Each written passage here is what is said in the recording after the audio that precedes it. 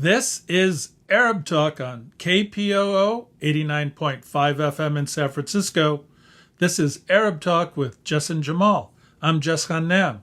And I'm Jamal Dajani. Jamal, it's another week here in Northern California. And in California, which is leading the country in the number of COVID deaths, we just surpassed 50,000 California souls who have perished with the COVID epidemic, 500,000 deaths in the United States. The United States is the leader in something we don't want to lead, number of deaths and the number of infections. It looks like we're going to get another emergency use vaccine with J&J. So at least on the COVID front, it's our, as usual, good news and bad news. And where we are in Northern California, the area where you and I are broadcasting from, we've actually gone into the red zone. So I'm not recommending that we go to any indoor restaurants anytime soon. But, you know, that's kind of the COVID situation. And what we're going to talk about today, Jamal, is kind of a big picture issue now that some things have stabilized somewhat. And the question that we have that we're going to speak about today is this big picture question, which is, has the narrative on Palestine changed, or is it in the process of changing even since the Biden administration has taken over in the last 30 plus days? That looks like there's some cracks in the Israeli narrative, their apartheid narrative, their attempt to whitewash, pinkwash, greenwash their apartheid practices. And we're beginning to see some, emerging changes in that narrative. And then finally, at the end of the show today, we're going to talk about some breaking, disturbing news having to do with AMED program, which we've talked about extensively over the years here, and the attacks on Professor Rabab Abdulhadi at San Francisco State. So we have a big show today, Jamal. That's right, Jess. So we'll start with what you actually posed the question earlier, is the discourse on Israel in the U.S. shifting? And we have been noticing a shift. And at the same time, we've been noticing, of course, whenever there is a shift, the Hasbara machine starts ramping up. As we have seen it, the attacks, the threats, on those who basically speak up or speak out, they come under attack. We've seen what happened. I'm sure millions of people, which is good. Sometimes, by the way, this is good because the more they attack, they shine a spotlight on what's going on. So I'm sure millions of people during this past week saw the latest episode of Saturday Night Live. Exactly. The skit, and it was part of the weekend update on Saturday Night Live, which basically was a very short skit. Just this is the thing about it. They had a joke about the pandemic this weekend, and part of that joke was their anchor, Michael Che, turned his attention to Israel's vaccination program, which we've been talking about it for now, how long, Jess? Months. And the way they have been practicing medical apartheid. Of course, Israel has been practicing medical apartheid for decades, but now this was highlighted and it accelerated during COVID, because Israel wants to portray itself as a leader in the COVID-19 vaccination. But unfortunately, Jamal, the mainstream media has been actively participating in the whitewashing of the Israeli medical apartheid. Every single, and you know this, but and they don't give every single major news outlet has been holding up the Israeli vaccination program as a model program. Exactly. And the interesting thing about it just is they managed to omit certain details when they talk about Israel's vaccination program. Why is it efficient? Why Israel has all this vaccine? They don't say that they received the vaccine from Pfizer for free. Why Israel is sharing data? They applaud Israel. Well, Israel is obligated to share data. It's a quid pro quo agreement between Israel and the companies, the drug companies That's that right. gave it the vaccine. So they omit all these things. But anyway, back to Saturday Night Live. So Israel, basically that little skit, and Michael Che turned his attention to Israel, got some laughs, and this is what he said. He said Israel is reporting that they vaccinated half of their population, and then there was a headline behind it, and I'm going to guess it's the Jewish half. So that's what he said. This is, do you know how long this segment was, Jess? 8 seconds. 30 seconds. No, 8 seconds. You're wrong. 8 seconds. It was a very short segment, a very short laugh. The 8 segment, it was met with laughter from viewers inside studio. I know their studio 8H, in New York. And this has led, AIPAC and other organizations and Israeli leaders to accuse Shea of leading into anti-Semitic trope, with the Anti-Defamation League suggesting that Weekend Update this year had leaned into jokes that inappropriately use Jews as the punchline. This was the quote. And I'm quoting here from Jonathan Greenblatt, the CEO of the ADL, who said in a statement posted to Twitter, Saturday's night's deeply offensive joke about Israel's COVID-19 vaccination process not only missed the mark, but crossed the line, basing the premise of the joke on factual inaccuracies and playing into anti-Semitic trope in the process. Well, here's the thing, Jamal. There was nothing factually inaccurate about what was said. The reality is that half of the population in historic Palestine, primarily Palestinians, were denied access to a legally and morally and internationally obligated obligation that the Israelis have to vaccinate everybody that they occupy and oppress. And they have chosen on the international stage to neglect half of the population in historic Palestine. They've neglected the Palestinian population.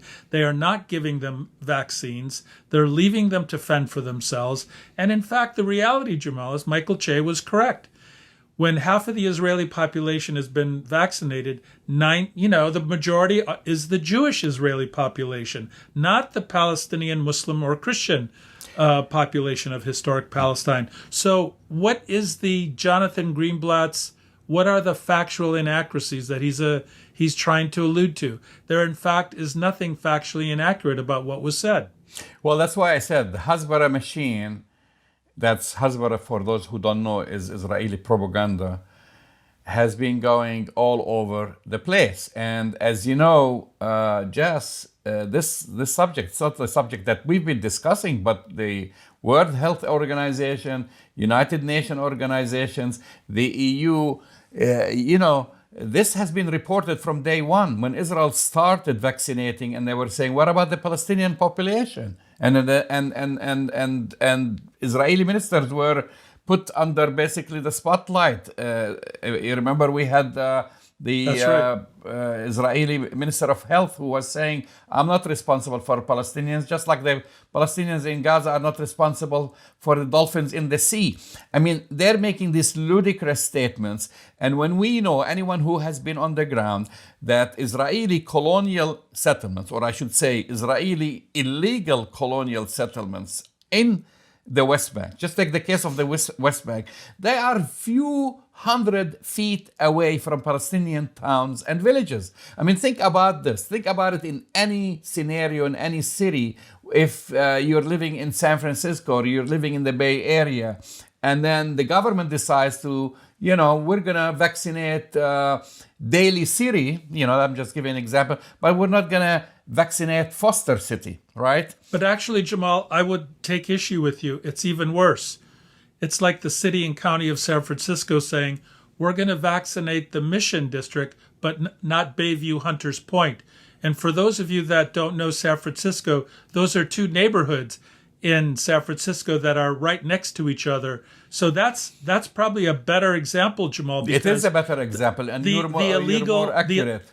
The illegal colonial settlements are literally neighborhood to neighborhood. You have an illegal colonial settlement here, and in the neighborhood right next to it is the original Palestinian town or village.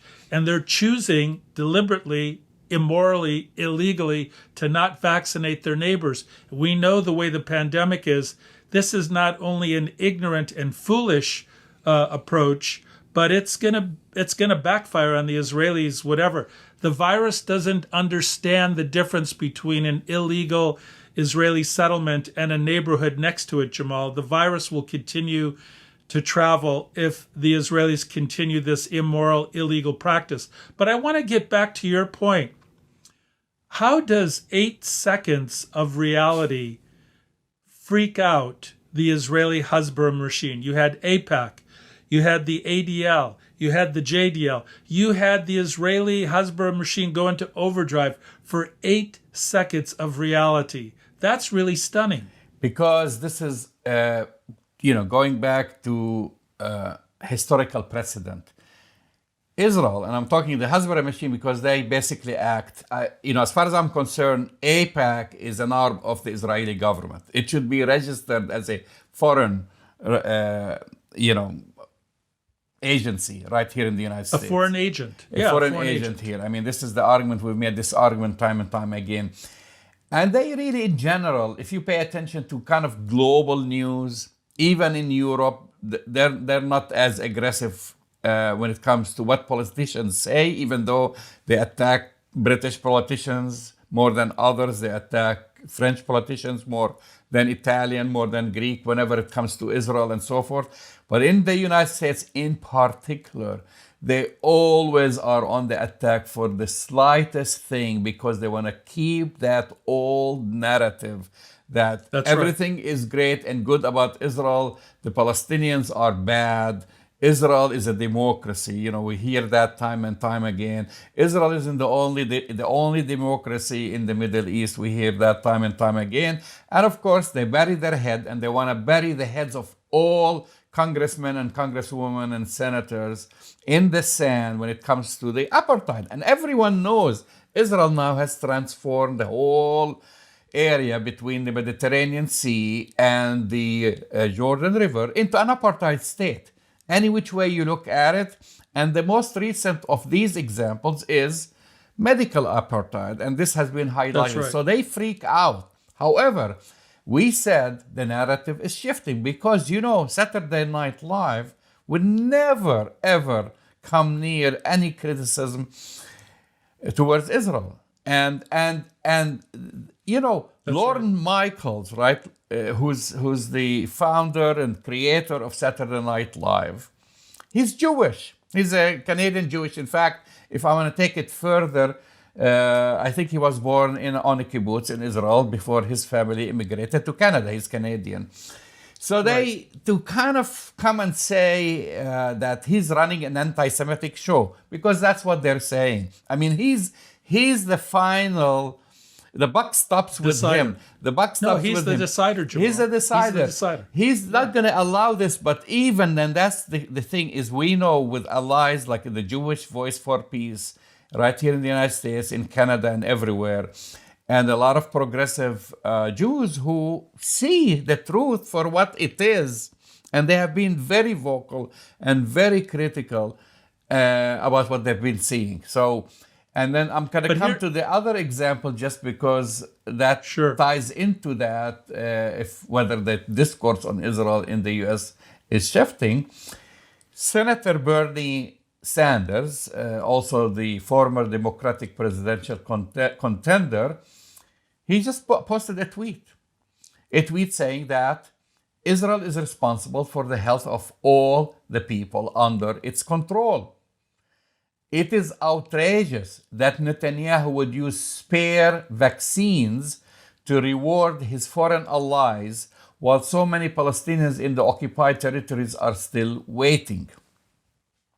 It's a very strong tweet, Jamal. He would not have tweeted this tweet 5 years ago. Very strong. Or 3 years ago. Jamal, he wouldn't have tweeted that a year ago. I mean, I think this is really speaking to the power of the shift in the narrative. And just to put it in a little bit of context, I mean, Bernie Sanders obviously is a very progressive voice in the Democratic Party. He's on the progressive AOC, Bernie Sanders, side of the progressive wing of the Democratic Party, clearly. But he would not even have tweeted that a year ago. The reason I believe that we're seeing some of this shift, and we've been talking about this for the last 4 years under the Trump administration, the Israelis decided to hitch their political wagon, and specifically Benjamin Netanyahu decided to hitch his political wagon to Donald Trump, to white supremacy, and to this, kind of delusional ideas of extremism, basically white supremacy extremism. And that Donald Trump perspective, which came home to roost and is causing, the kind of difficulties, to put it mildly, that we're in right now with an attempt to undermine the election. We see this split in the United States between, allegiance to Donald Trump and white supremacy and domestic white terrorism and kind of everybody else in the United States. The Israelis decided to hitch their wagon, Jamal, for the last 4 years with white supremacy. And now, perhaps, I don't know, what do you think? Do you think they're paying a price for this? Can they have it both ways? Well, they're definitely trying to have it both ways. But I think this is a pill that is very hard to swallow, even for the die-hard supporters of Israel. I've seen a shift. Even those who, for many years, I mean, whether they've been to on the ground there and seen it with their own eyes. I mean, at the end of the day, with now the internet, with satellite TV, people are not blind. They see what's going on. They see the daily atrocities. They know that Gaza is under siege. They know that Israel has been gobbling up the West Bank inch by inch, mile by mile, on a daily basis, and basically shredding the Oslo agreement. I mean, they know it. Do you think Chuck Schumer doesn't know that? I mean, he's an ardent supporter of Israel, and now he's the the Senate Majority Leader. Do you think he doesn't know what's going on the ground? No, but to that point, Jamal, about Chuck Schumer, if we want to kind of do a deep dive on the political dynamics and the difference between the House and the Senate, right now the Republicans are going through kind of a self-implosion in terms of their own identity crisis about whether or not to continue to be a party of Donald Trump or to forge a new kind of Republican Party. The Democrats are going to go through the same thing, Jamal, in terms of progressive issues, whether it's the $15 an hour minimum wage. But I do think where this has the potential to split and splinter the Democratic Party has to do with the question of their fealty and loyalty to Israeli apartheid. That's going to come home to roost in the Democratic Party. Well, it is coming home. It is coming home, and I'm going to give you the third example just because I've been looking at this. So again, as we talked on the show before, that Benjamin Netanyahu had to wait almost a month to receive the phone call from President Biden. Right. Usually, he receives that call within the first 48 hours. I mean, it's kind of on the first, the handful of world leaders, they receive the calls. Of course, Prime Minister of England, Canada, Israel is somewhere there. He had to wait a whole month after many, questions to his administration. When are you going to call Benjamin Netanyahu? And the media started finally he gets that call.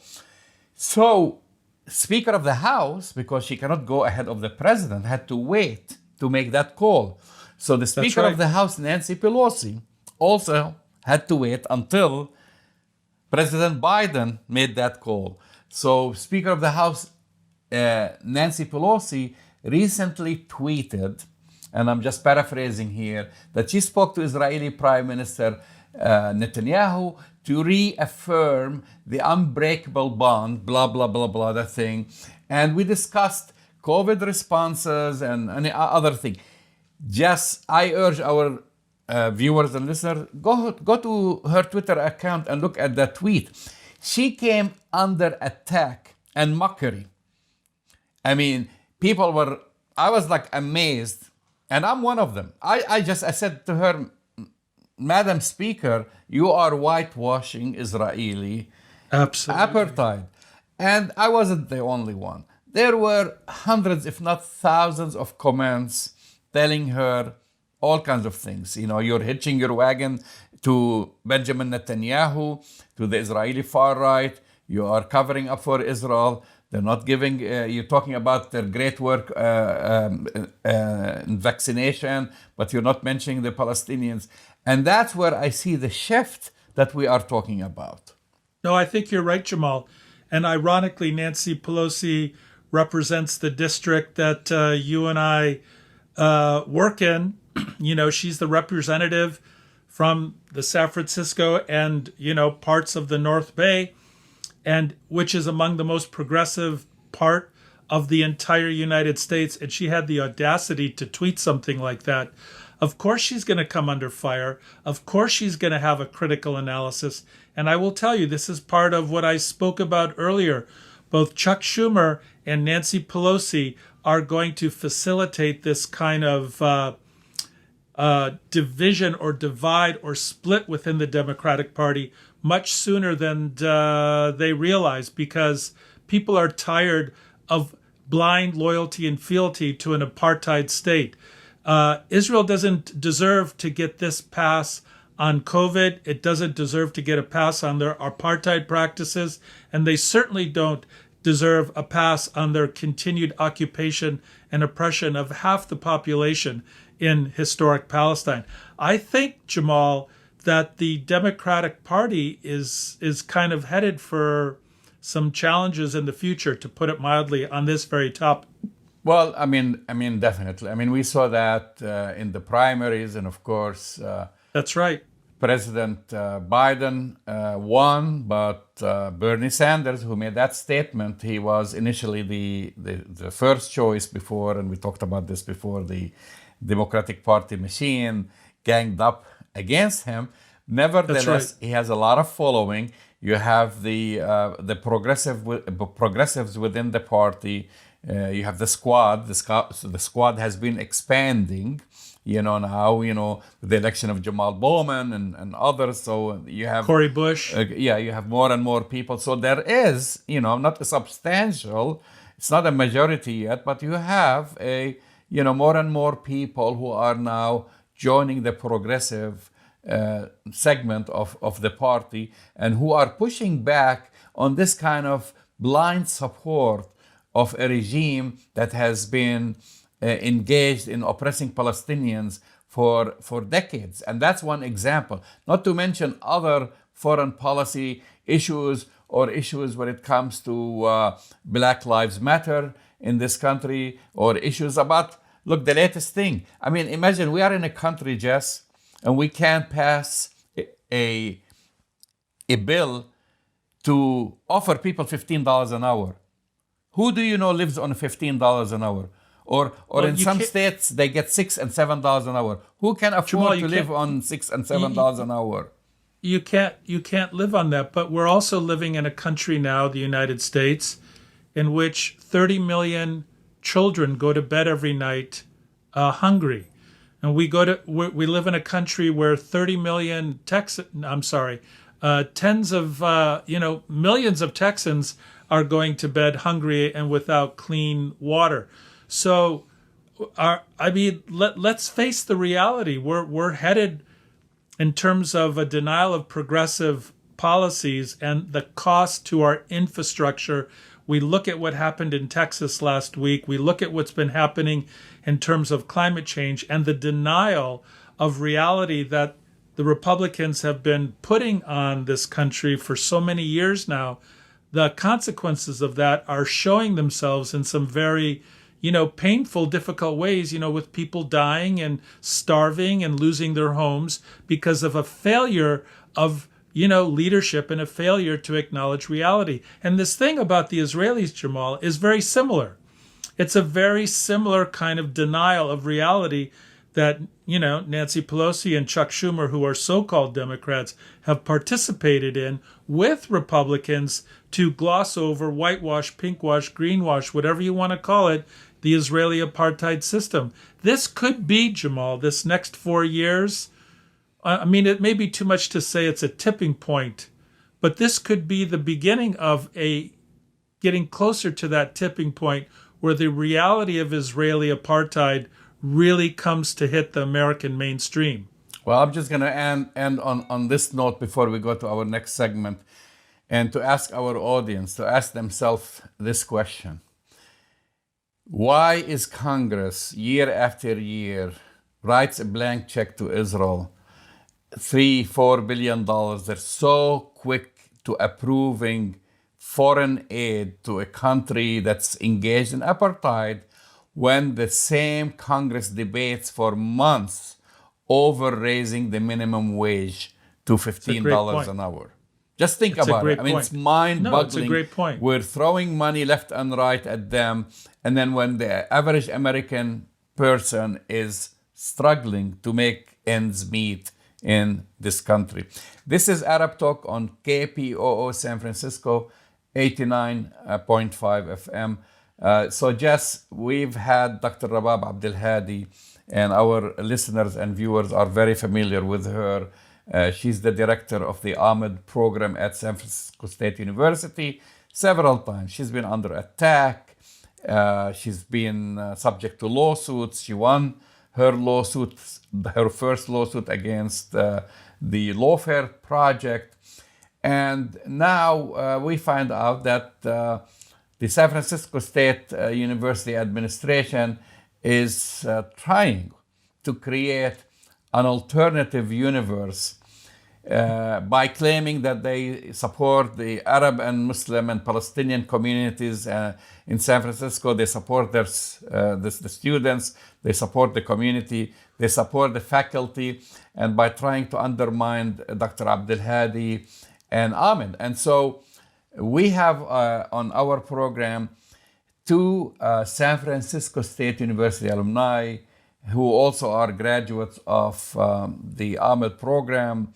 One of them is now a professor, all right? So she has her PhD, and the other former student is currently completing his PhD at UCLA. Let's listen and watch what they had to say. For the past several years, we have been discussing the systematic attacks on Dr. Rabab Abdulhadi, director of the Arab and Muslim Ethnicities and Diaspora Studies, otherwise known as AMED at San Francisco State University. Dr. Abdulhadi has been on Arab Talk several times. Today, we are catching up on the latest updates by two of her former students, and these are not your average students. Saleem Shehadeh is currently completing his PhD at UCLA, and Dr. Loubna Qutami is assistant professor in the Department of Asian American Studies at UCLA. Welcome to Arab Talk, Saleem and Loubna. Thank you, Hi, Jamal. Thanks for. Very happy to be here. So, Saleem, briefly tell us about AMED. Why is it under constant attack? Thanks, Jamal. Yeah, I wanted to start by saying AMED started off out of a task force, Jamal, that you were part of, that was part of the community to address the growing anti-Arab, anti-Palestinian, anti-Muslim racism in the university and in our communities. And out of that, Dr. Abdulhadi was scouted to kind of start and lead this initiative. And since then, the program that she's led has had classes in Islamophobia, classes in Arab and Arab American feminisms, classes in colonialism, imperialism, and resistance, Arab media, images in America, and classes on Palestine from an ethnic studies perspective. We also have open classrooms which deal with a broad range of interconnected issues including indigenous sovereignty, Black liberation, queer liberation, anti-imperialism, Last week, we had a day of remembrance at San Francisco State University with Asian American Studies, for instance, and community orgs with Japanese Latin Americans Coalition for Justice, among others.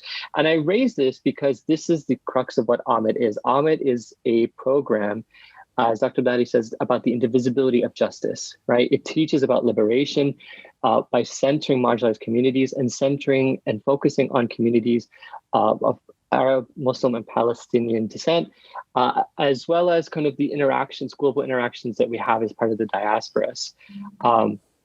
This is where she's been attacked for most, right? And this is where the attacks are coming in from Zionist organizations, Israel lobby groups, and the university working hand in hand together to stifle an attempt to not only destroy and undermine the program, but also her scholarship and her standing as well.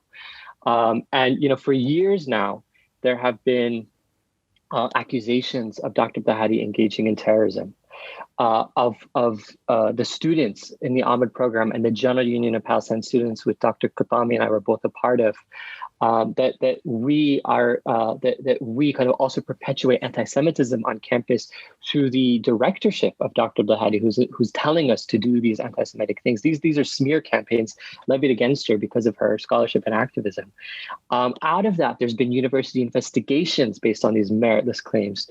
There's been congressional statements directed at Dr. Abdulhadi condemning her for supposed engagement in these activities, which are completely unfounded.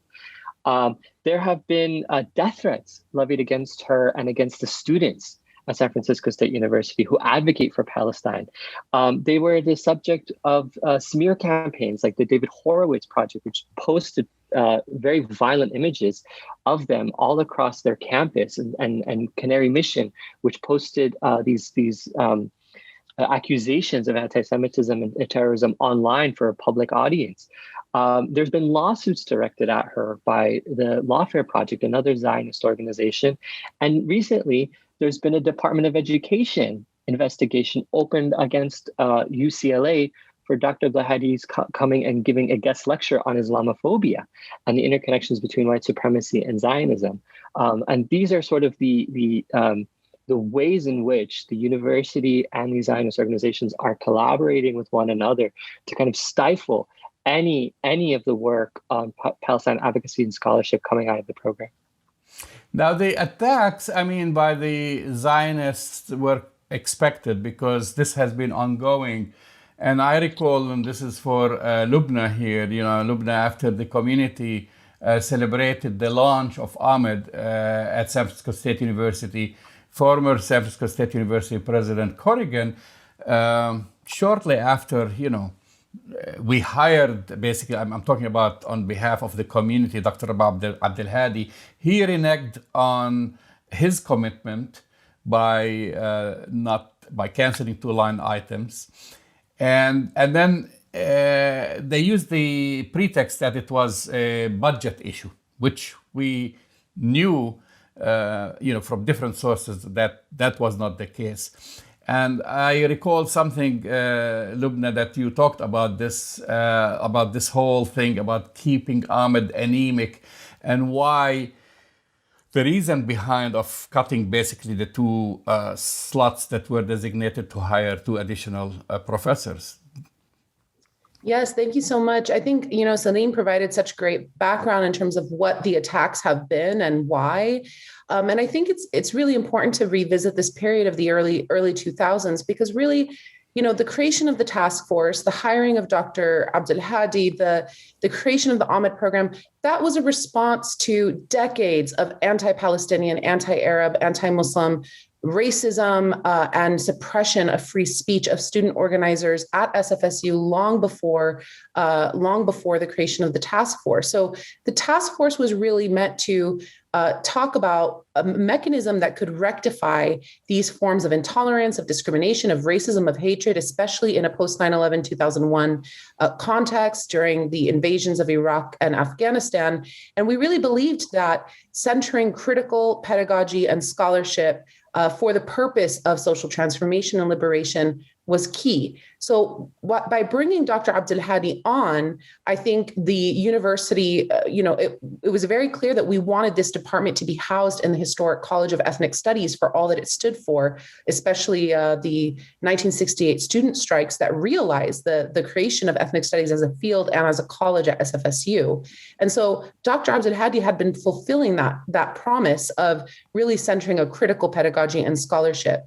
In 2009, the GUPS students organized a second anniversary for the Edward Said Cultural Mural, which was inaugurated in 2007 after a 3-year-long fight with the campus administration. And following that anniversary, based on the selection of the keynote speaker, President Corrigan sent an email in red text to GUPS and to Dr. Abdulhadi, scolding us for our selection of the speaker and for advancing efforts for boycott, divestment, and sanctions, both on campus and in society, the growing BDS movement. And so this was around in 2009 when the open search lines for 2 senior scholars in AMED were open. We were searching for these candidates. President Corrigan scolded GUPS for the mural anniversary selection of the keynote speaker, was scolding the MSA for events against Islamophobia, and simultaneously shut down the open search for the 2 new AMED candidates, citing that it was a budgetary response to the fiscal crisis. But that was in 2009. We are now in 2021, and the AMED search lines have never been restored since 2009, as Saleem has demonstrated. Dr. Abdulhadi, her students, the AMED program, the GUPS student organization, the MSA have been under constant threats and attacks. And the university has really fallen short of protecting the safety and wellness of its Arab and Muslim and Palestinian student population. And moreover, when it does, apply these symbolic gestures against all forms of intolerance, it really does not address the systemic forms of anti-Palestinian discourse and hate that's happening at SFSU. And furthermore, it's really fallen short on its institutional promise and commitment to actually support an institutional program like AMED. So for 15 years, this program is a one-person staffed program. Dr. Abdulhadi, who has been pushing as much as she can with such limitations, restrictions, and cuts and denial of access to resources. So why do you think the administration is reluctant to support AMED? I mean, that's the big question. I mean, what is the main reason behind it here? And then you're absolutely right. I participated in the early meetings as part of the task force with President Corrigan. It took a long time to get to a certain point where AMED was established. We were very hopeful also to meet with President Wong initially to kind of, bring back those line items, and then came to a full halt. And similarly, and I'm talking on maybe not just as a journalist, I'm talking about as a community member who has been part of these meetings. And then we met also with President Mahoney, again, full of hope. And then shortly thereafter, there are excuses, whether it's budgetary issues or now it's a COVID. We don't have the money, it's COVID, we're having cuts. And it's just like, I use the word systematic. I mean, it is. Do you think the grand plan is to really stifle AMED and shut it down? I really do believe that the issue is part of a larger issue that is about the reordering of the political and intellectual integrity of the field of ethnic studies more broadly. And I think what's happening to AMED is case in point. Ethnic studies as a field was founded by student organizers who went on strike for 6 months at SFSU to demand accountability from the university, to demand an education that centered people of color, oppressed peoples, histories, and accounts of knowledge, right? That centered their forms of knowledge, that called very explicitly for an end to racism and imperialism and war and all of these different things. And so that legacy of the original ethnic studies, is something that Dr. Abdulhadi and her scholarship is very committed to. That, of course, includes liberation and justice in and for Palestine. That is not something that we are going to step back on, because that is an integral component of understanding Arab and Muslim studies and communities and political histories more broadly. You cannot separate the question of Palestine, the horrifying forms of violence and colonialism and imperialism that Palestinians have been subjected to for 72 years, from an understanding of our intellectual schools of thought and canons and fields of study and political activism. So that commitment to Palestine within the scholarship, within the teaching pedagogy, within the open classrooms and the public discourse is what is inviting Zionist repression, who are attempting to, on the one hand, sometimes just completely nullify the AMED program entirely, or on the other hand, the more liberal Zionist approach, which is try to accept AMED studies, but to quell the question of Palestine from being a topic of open public intellectual and political debate.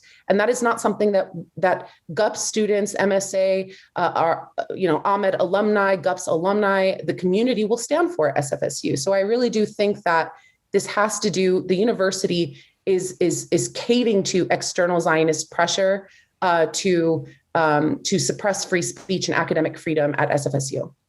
Yeah, you're absolutely right. I mean, it's really, at the end of the day, it's going to be about academic freedom. Now, Dr. Abdulhadi has been on the show, and we've had her several times, and we talked about the two lawsuits. I mean, the first lawsuit, she won. The Lawfare Project lost it.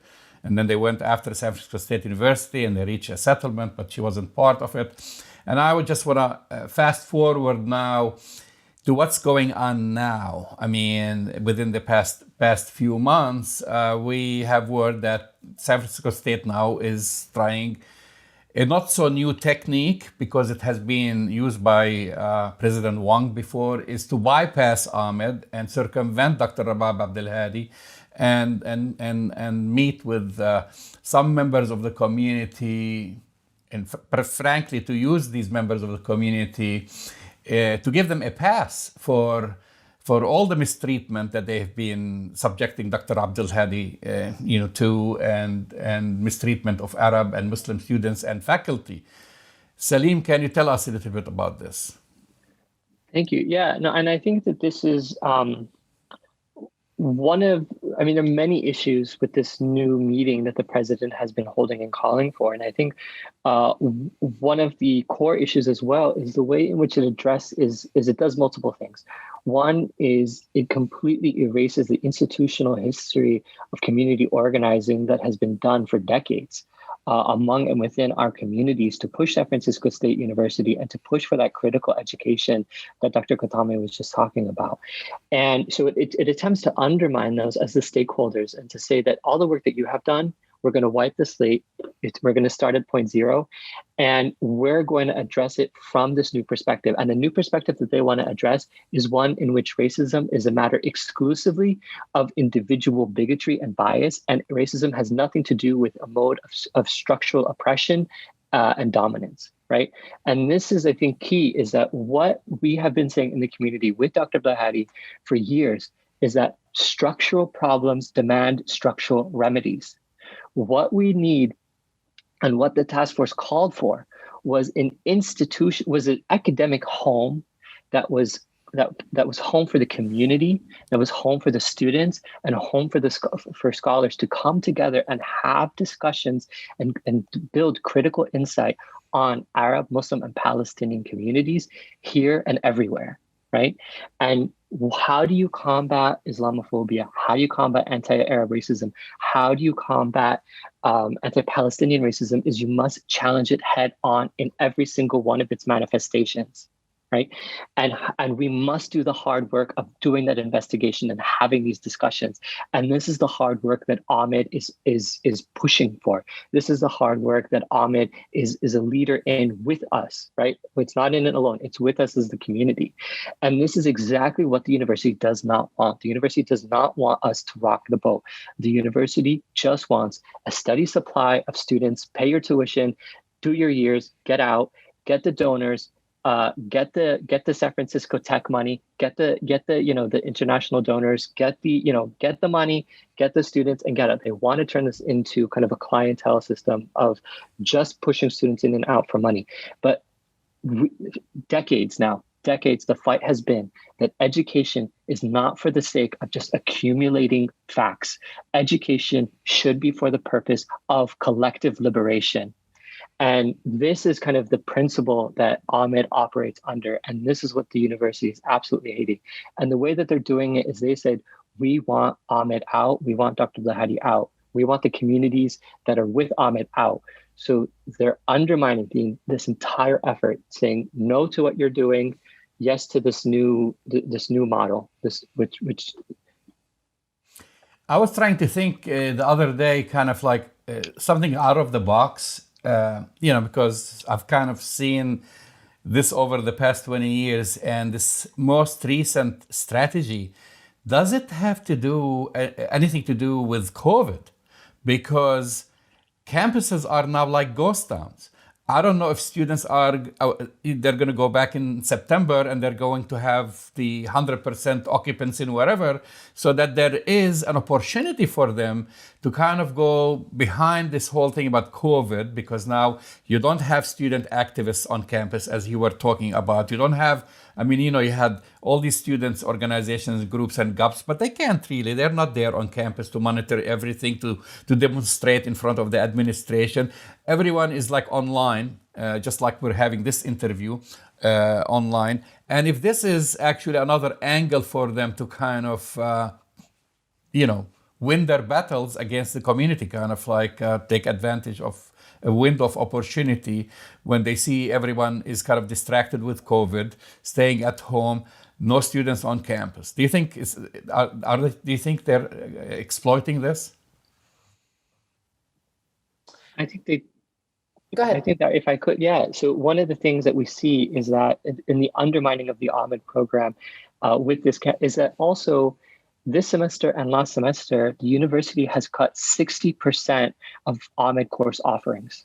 60% of our course offerings have been cut. And this is, this is part of a wider system. Not only have they cut the course offerings, they have forced Dr. Abdulhadi to teach courses outside of the AMED program.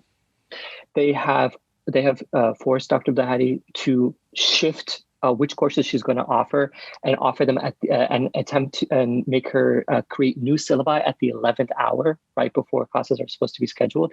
They're completely disrupting any form of stability, not only for the AMED program, but also what that means, right? So these are part of her scholarship, right? This is also part of the stability for students who are minoring in the program. This also impacts every single one of the lecturers. I've been a lecturer in AMED. Jamal, you've been a lecturer in AMED. Loubna, you're a professor now, so hopefully we'd love you to come and be a professor at San Francisco State University in AMED, but they're preventing that. As you said, Dr. Abdulhadi is the only professor we have in the AMED program. So this is part of, and what they're doing now is that they have cut AMED's budget and they have cut AMED's resources for decades. Now their excuse is they're cutting it because of the financial burden that's pressed on the San Francisco State University system. What was their excuse 2 years ago? What was their excuse 3 years ago, 4 years ago, 5 years ago, when they kept cutting? Well, now they're using COVID. Right? That's what I'm saying. Exactly. They're using Discover, and they don't have this pushback because now they can meet, and they have been meeting. No one, you can meet online, and you don't have to be. There is no transparency in that. You don't see people coming to the administration building. They can meet with anyone and say, these people represent the community. And you don't have any pushback from the students because the poor students, and I feel really sorry for students, especially the ones who just started, that they don't have any kind of campus life. So, they're relegated to studying at home, that they are taking advantage of this situation. And just, not only that they are saying we're cutting the courses because, our budget has been cut because of COVID, but also they're exploiting the situation to undermine AMED. And that's how I see it. I want to see, what do you think is going to happen now? Loubna, what do you see as a solution out of this, for the community, for the students, for the supporters of Dr. Abdulhadi and Ahmed.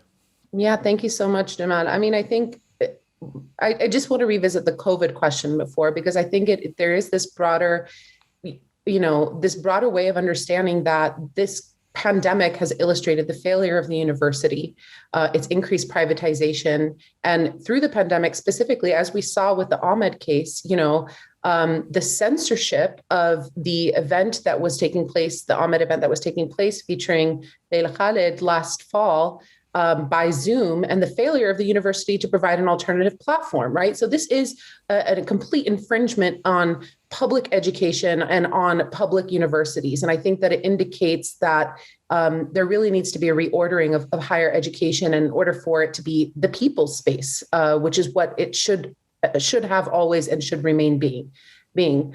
I think the issue today is that the university is jumping through all of these loopholes, and not that the university is being completely silent. The university sends a number of emails out about Islamophobia or about intolerance and all these things, but they're continuously doing all of this work to come up with these random solutions to issues that the community for 20 years now has given them our asks, which later turned into demands, which later turned into asks and then demands. They're just evading it over and over and over again and coming up with all of these other random apologies and ideas and solutions that cannot rectify structural problems, as Saleem has talked about.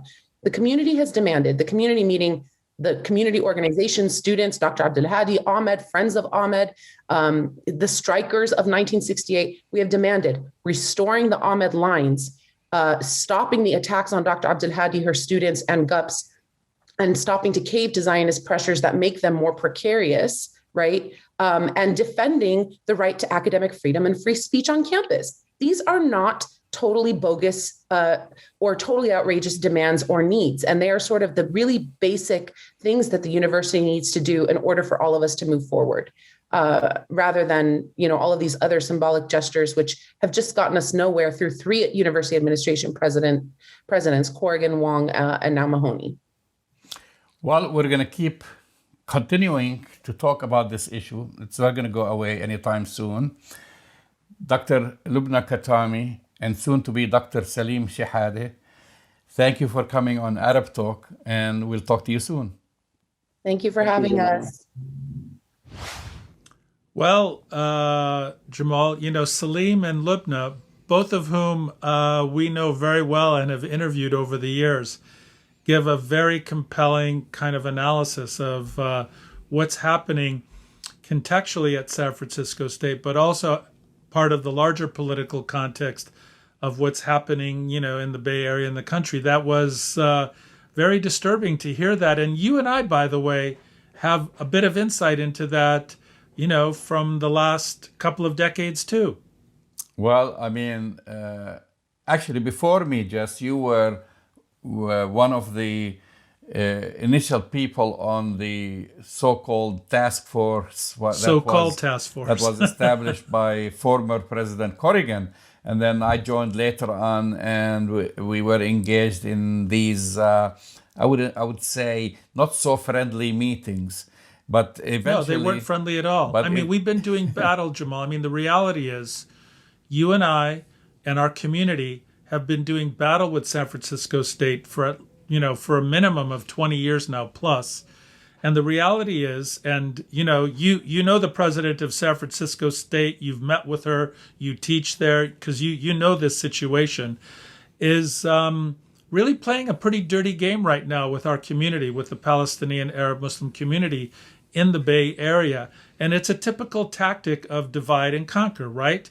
You find house Arabs, that will come to the table and pretend that they're important and support and marginalize the more progressive elements of the community who are saying what is happening at San Francisco State with AMED and the Palestinian Arab Muslim students and faculty there is unacceptable. They want to marginalize that. That's what they've tried to do for years, and bring in, as we have called them, and they need to be called out for this, Jamal, these are house Arabs. They're willing to come and sit inside the house and disparage the more progressive voices of our community. It's a very disturbing development. I mean, the fact remains, Jess, and when the community managed to get a commitment from San Francisco State University to establish the program, AMED, and they went through a whole vetting process to find an excellent and a very qualified scholar to bring her here, Dr. Rabab Abdulhadi, with the promise to build that department, to build actually the initiative into a full department, to be the 5th department within the School of Ethnic Studies. And then by just starting, I mean, this is a huge campus, San Francisco State University, to really increase that department by 2 additional professors to basically to support and help Dr. Rabab Abdulhadi. Can you have a department with 1 person, Jess? I mean, no, you can't. I mean, you can't, Jamal. So since she's been hired for the past 15 plus years, Jess, Dr. Rabab Abdulhadi and the program AMED, they've been kept anemic, and that's the word. No financial support, no moral support, plugging along. If someone else wasn't as resilient as she is, the program would have collapsed. And but Jamal, we need to say this. It's not easy to say this, but we have to. Pro-Israel elements within the San Francisco community, within California and the United States, have been putting pressure on San Francisco State, on the president, on the provost, on the faculty, for many, many years now, to isolate Professor Abdulhadi and to marginalize Palestinian students and faculty in communities for many years. Let's call it what it is. I mean, this is related to our first segment about the changing narrative and the Hasbara attack. The Hasbara machine has been attacking Professor Abdulhadi and the AMED program for 15 years or more now, Jamal, and it's all part of the same package.